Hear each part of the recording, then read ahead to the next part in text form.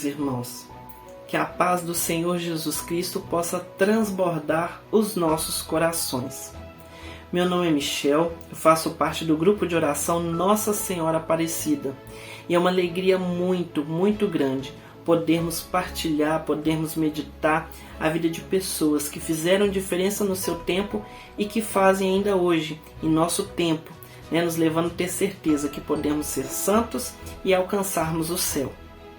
Hoje nós meditaremos a vida de uma mulher ousada, de uma serva do Senhor, que exalava amor, exalava bondade, exalava gentileza. Ela deixava o agir do Espírito Santo acontecer na vida dela. Santa Clotilde. Santa Clotilde, ela nasceu no ano de 475 e seu pai era o rei Childerico de Borgonha. Já desde muito nova, vários acontecimentos em sua vida, mas já de muito nova, uma grande tragédia aconteceu na vida de Clotilde. O seu pai foi assassinado. E não só o seu pai, a sua mãe e os seus irmãos. Pelo próprio tio, irmão de seu pai, que veio assumir o trono, e ficaram assim apenas duas filhas do casal. E uma delas era Clotilde. Clotilde ela foi entregue a uma tia que era católica e ensinou também os passos à sobrinha. Ensinou o catolicismo à sobrinha. E que bênção, irmãos, porque Santa Clotilde ela poderia ter se revoltado, ela poderia ter seguido os passos do tio, por exemplo, de vingança pela morte da sua família, enfim. Mas Santa Clotilde, ela decidiu, ela se deixou ser levada pelo Espírito Santo. Ela se deixou ser levada pelo amor de Deus. Ela viu que isso era muito mais importante. E ela se tornou uma bela jovem, uma jovem delicada, uma jovem gentil.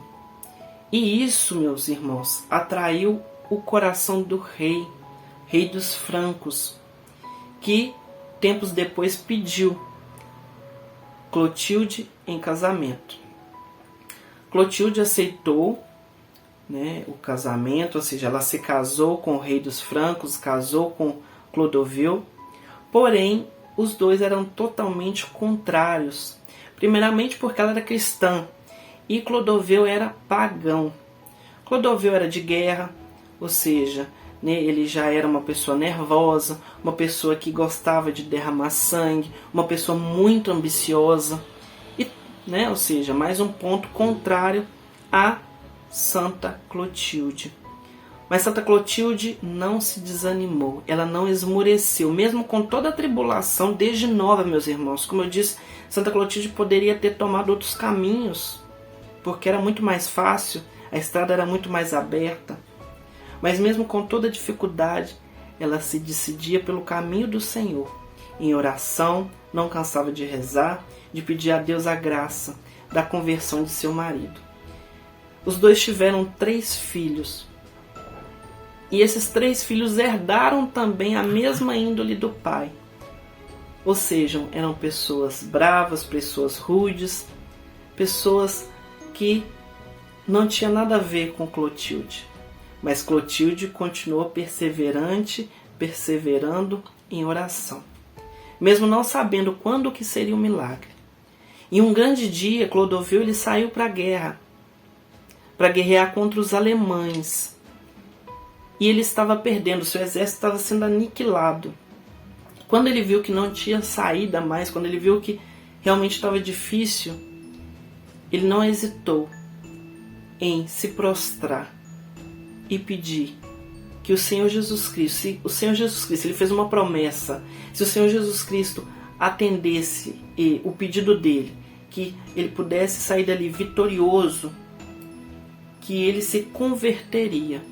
E não somente ele levaria também a conversão aos súditos deles, meus irmãos. E olha que bênção, a graça, através da oração de Clotilde, tocou não somente ele, mas tocou também outras pessoas. E não foram os deuses que ele seguia que o ajudou, mas foi o Senhor Jesus Cristo. Por meio da oração de sua esposa, uma mulher humilde, uma mulher com uma delicadeza, humilde de alma, porque ela era entregue totalmente a Deus, porque ela acreditava que Deus pudesse fazer um milagre na vida dele. E realmente o Senhor concedeu essa graça, né? E assim aconteceu.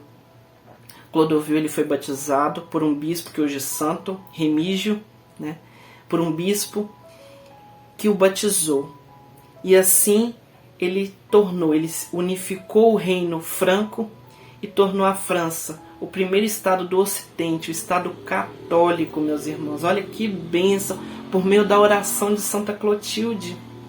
Você já pensou como é que a sua oração tem poder, meus irmãos?